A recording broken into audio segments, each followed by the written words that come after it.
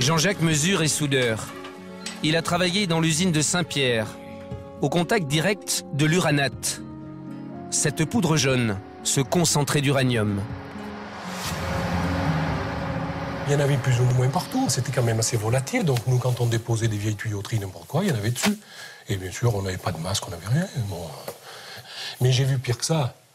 J'ai vu des trucs aussi que, bon, des fois, on faisait le poste, on arrivait à 5 h du matin, il y avait, comment dirais-je, un tapis où c'est que l'uranate, ils appelaient ça l'uranate, donc, qui arrivait dessus, ça s'est coulé, et à la sortie de ce tapis, ça s'était bouché. On arrivait, tout ça, oh, ça déborde, ça déborde. Les gars, oh, ils regardaient, il y avait un tas comme ça sur les passerelles. Et bien, comment on faisait? Et ça, c'était de l'uranium? Oui, oui, c'était de l'uranium, de l'uranate, oui. Et bien, qu'est-ce qui se passait? C'était un coup de lance à incendie, et puis terminé. C'était lavé, ça coulait à travers les passerelles, ça tombait par terre. À 150 km de là, en Haute-Vienne, une quarantaine de mines d'uranium ont été exploitées jusqu'au milieu des années 90. Pendant 14 ans, cet homme a travaillé dans l'une d'entre elles. Avant qu'il ne perde l'usage de la parole, la CRIRAD a recueilli son témoignage il y a 4 ans. Gilbert Mougnot nous amène à l'entrée du puits qu'il empruntait tous les jours pour aller au fond de la mine. Où est-on exactement? On se trouve devant l'ancien puits de Fanny, siège de Fanny. Où j'ai passé 14 ans de ma vie. La mine a fermé en 1991. 5 ans plus tard, l'ancien mineur a développé un cancer du larynx. À 50 ans, il est toujours en vie. Ce n'est pas le cas de beaucoup de ses anciens collègues. Plus j'avance dans l'âge, 50 ans, on regarde derrière, des cancers, il y en a partout. Mais j'ai remarqué que dans les anciens collègues, plus j'y vais, c'est une hécatombe. 40, 42, 47, 46. Le dernier, c'est au mois de novembre, 47 ans. Pas mal.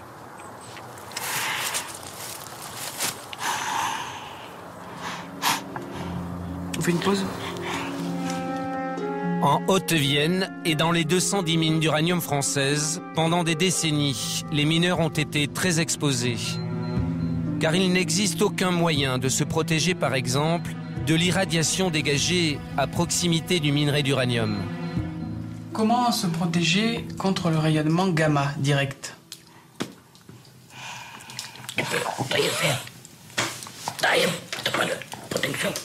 Travailler comme ça, là.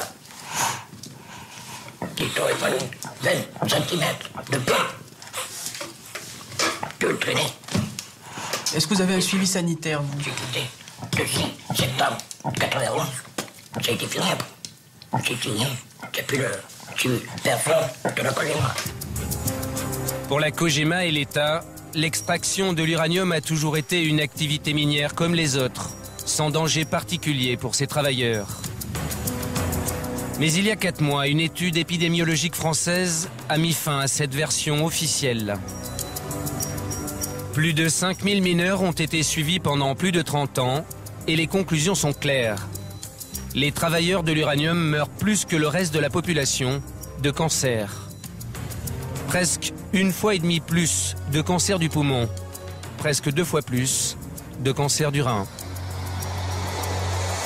L'analyse de la mortalité des mineurs d'uranium français confirme en particulier l'existence d'un excès de mortalité par cancer du poumon.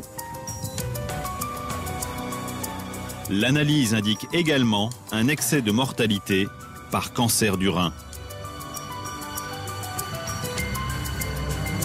Ce constat n'est pas celui d'un organisme militant. Il émane de l'Institut de radioprotection et de sûreté nucléaire, un organisme de l'État. C'est ce chercheur qui a supervisé l'étude. Dominique Laurier est formel. Les travailleurs de l'uranium décèdent plus que les autres de cancer. On voit en effet apparaître certains types de pathologies, en particulier les cancers. Et le résultat principal, eh bien, c'est une augmentation de la fréquence des cancers du poumon à l'intérieur de cette population. Chez les mineurs, ces cancers du poumon sont surtout provoqués par le radon, un gaz très toxique dégagé par le minerai d'uranium. Pour le chercheur, ce gaz, mais aussi l'irradiation causée par le minerai, n'est pas sans danger pour les populations. Chez les mineurs d'uranium, la dose maximum au poumon est due au radon. Ce qui ne veut pas dire qu'en effet, sur certains autres types de populations, sur certains autres types d'expositions, on a des connaissances aujourd'hui pour indiquer que des fortes doses de rayonnement gamma peuvent entraîner également des cancers, y compris des cancers du poumon. À Gueugnon, quels sont les risques pour la population au contact des matières radioactives abandonnées dans la ville? Retour à proximité du stade, de l'autre côté de la rivière. Nous allons cette fois-ci mesurer l'irradiation, c'est-à-dire l'impact de la radioactivité sur le corps humain. Saturation du radiamètre, 15 000. Là, c'est dangereux. À 2 pas de l'ancienne usine démantelée de la Cogema, l'expert de la CRIRAD a trouvé un point radioactif qui bloque carrément la mesure de son compteur Geiger. On sature le compteur Geiger au-delà de 15 000 chocs et en débit de dose au contact, on a 20 microsieverts. C'est-à-dire qu'en irradiation? En irradiation, on a 20 microsieverts. C'est-à-dire en quelques dizaines d'heures, on va passer la limite annuelle admissible. Ici, 15 heures de présence dans l'année suffisent pour qu'un pêcheur assis reçoive 300 microsieverts, la dose maximale admissible sur un seul lieu, fixée par les normes internationales. À l'emplacement de l'ancienne usine, tout a été nettoyé parfaitement. Et à l'extérieur de ce site, dans le domaine public, on est 100 fois au-dessus. C'est incroyable. Avant de quitter Gueugnon, nous avons croisé à proximité du stade des ouvriers de la Cogema, devenue l'entreprise Areva depuis 3 ans. C'est pas courant qu'il y ait des travaux sur le site. Nous en avons profité pour rencontrer leur chef de chantier, en caméra dissimulée. Depuis que les mesures inquiétantes de la CRIRAD sont connues, le préfet a demandé à Areva de chercher une solution. C'est cet homme qui devrait s'en charger. Nous, on a commencé, si vous voulez, à regarder ce qu'on pouvait faire. Et on a même fait faire des devis. Et là, on attend les décisions qui pourraient être prises. Suivant ce qui sera décidé, on agira, quoi. Là, vous savez que c'est un propriétaire. Là, vous êtes propriétaire jusqu'à la route? Jusqu'à la route, ouais. Donc, ce que je dis, moi, c'est qu'à la limite, on mettait la clôture à la route et basta. Mais bon, c'est vrai que, de notre côté, ça arrange bien la commune d'avoir ça. Pour garer les voitures. Alors, voilà. Fermer le périmètre radioactif. Cette simple précaution permettrait de ne pas trop exposer la population. Il y a quelques jours, Areva se serait engagé à retirer les matières radioactives enfouies sous le parking du stade de Gueugnon.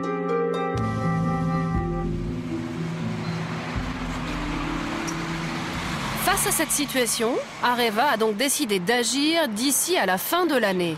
Un engagement bien tardif, car en attendant, Areva n'applique pas le principe de précaution et laisse le parking du stade de football libre d'accès. Nous avions beaucoup de questions à poser à Anne Lauvergeon, la patronne d'Areva. On nous a rétorqué qu'elle n'était pas disponible. Un agenda trop chargé, sans doute. C'est donc le porte-parole du groupe qui a répondu à l'interview. Pourquoi certaines zones qui sont vraiment accessibles au public, aujourd'hui ne sont toujours pas clôturées, alors que vous avez clôturé d'autres zones ?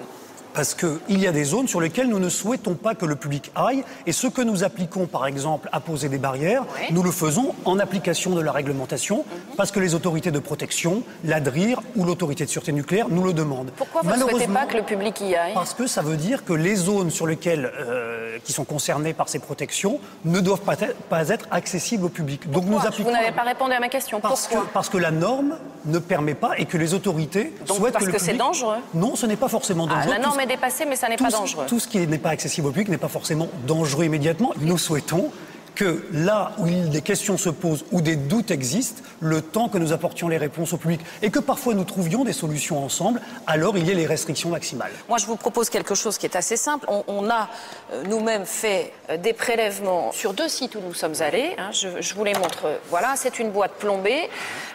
On y a mis, je vais prendre ça délicatement parce que c'est dans du plastique, donc moins dangereux, mais quand même radioactif. Ah non, on peut le prendre dans la main, oui, moi je vais le prendre dans la main. Vous pouvez le prendre dans la main, je le prends dans la main aussi, c'est pas le problème. Je pense que si on enlevait le plastique, il faut dire simplement ça, c'est du sable, c'est du résidu. Donc si on enlevait le plastique, comme c'est du sable, ça peut partir vraiment absolument partout dans cette pièce. Et je ne souhaite pas, et j'imagine que vous non plus, vous ne souhaitiez pas que ce soit à tout vent ici, que quelqu'un éternue dans cette pièce. Ça, c'est un Radex, je ne vous dis pas ce que c'est, vous savez parfaitement ce que c'est, ça mesure la radioactivité. Et on va donc regarder immédiatement la mesure que on obtient. Quelle est la norme? On est en microsievert? Oui, on est en microsievert par heure. Donc là, ça monte à 1,62, ça continue à monter. Bon, voilà. Tolérée pour un individu, elle est par an de 1 millisievert. C'est-à-dire que ce sac, pour arriver à la norme, non pas de danger, mais la norme acceptée par les autorités, il faudrait que je reste en exposition avec 100 heures, Élise Lucet. Selon la CIPR, Commission internationale de protection radiologique, 10 microsieverts, c'est-à-dire que là, on n'en est pas si loin que ça, par an, d'accord, c'est une dose au-delà de laquelle il existe un risque pour la santé. Si effectivement on est quasiment à 2, au bout de 5 heures, on arrive à 10 microsieverts par an, donc qui est une dose qu'il ne faut pas dépasser pour la CIPR. Mais c'est une dose, Élise Lucet, que vous trouvez à l'état naturel. Voulez-vous moi-même que j'aille chercher une pierre de granit qui est là à notre disposition? Ce qu'on peut faire très simplement, c'est prendre la radioactivité naturelle. Oui, parce qu'elle n'est pas dans l'ambiance. Mais regardez, Élise Lucet, prenons ce granit. Prenons ce granit qui est un granit naturel et approchez donc, s'il vous plaît, votre appareil. Bien sûr, avec grand plaisir. Et approchez donc votre appareil et vous allez voir que ce sont... Alors, où est-ce qu'il monte, celui-ci? 0,40. Écoutez, là, voilà, je suis à 0,40. Là, écoutez, franchement, donc, mais pour vous dire que nous sommes dans des normes... Voilà, 0,36, 36... Tout ça pour vous dire que les degrés de radioactivité, c'est dans la nature. Vous pouvez trouver des pierres qui le sont en permanence. Donc ça aussi, 0,36, c'est la moitié de votre salle. Non, là, on était à 1,60 et là, vous êtes le tiers. Mais ce qui veut donc dire que la radioactivité, elle est bien naturelle. Pas le tiers. Et donc c'est une question d'exposition. Ce que je veux vous dire, c'est que c'est une question d'exposition. Écoutez, il y a une étude qui a été menée par l'IRSN, l'Institut de radioprotection et de sûreté nucléaire. Ça aussi, c'est sérieux. Vous êtes d'accord, hein? Il n'y a pas à discuter. C'est un sujet sérieux. Le médecin du nucléaire, il a mené des études donc sur les rats. Après exposition prolongée à de faibles doses, il y a eu des problèmes sur ces rats de respiration, de comportement, d'alimentation, de reproduction. Donc ça vous fait réfléchir, j'imagine. Mais ça va nous faire réfléchir tous ensemble. Si ces constats de l'IRSN sont confirmés, j'imagine, par d'autres études scientifiques contradictoires. Mais ce sont des sujets sur lesquels il faut énormément travailler, confronter les données, et dès lors qu'on est d'accord sur l'analyse, réviser les normes quand il y a lieu. Est-ce qu'il n'y a pas à un moment, dans votre tête à vous, Areva, quelque chose qui serait assez simple à mettre en œuvre, qui est de dire, là où il y a un risque potentiel qui sera peut-être prouvé dans quelques années, on installe des clôtures, on met des panneaux qui préviennent au moins le public qui a peut-être un risque radioactif, et au moins les gens n'iront pas se promener des landaux, les enfants n'iront pas ramasser des pierres dans cet endroit-là, on en est certain. Je suis entièrement d'accord avec vous, Élise Lucet, mais je vais plus loin. Je trouverais inapproprié que ce soit Areva qui, de son propre chef, décide sans contradiction et surtout sans concertation avec les autorités de sûreté, mais parce qu'aujourd'hui nous sommes... Mais vous protégeriez la population. Mais vous l'avez dit, et au regard de votre chiffre d'affaires, c'est pas beaucoup d'argent mettre des clôtures. Mais nous ne sommes pas dans une logique financière en ces matières. La population, elle a droit aux informations, ses élus aussi, et il y a le contrôle des autorités. Je comprends, mais en attendant que toutes ces démarches soient entreprises, ça prend énormément de temps. Est-ce qu'il n'y a pas un principe de précaution? On met des panneaux, on prévient le grand public, et au moins, il n'y aura pas de catastrophe découverte dans 10 ans. Et quand il y a lieu, nous le faisons. Et si je peux me permettre jusqu'à présent, vous n'avez pas découvert de catastrophe.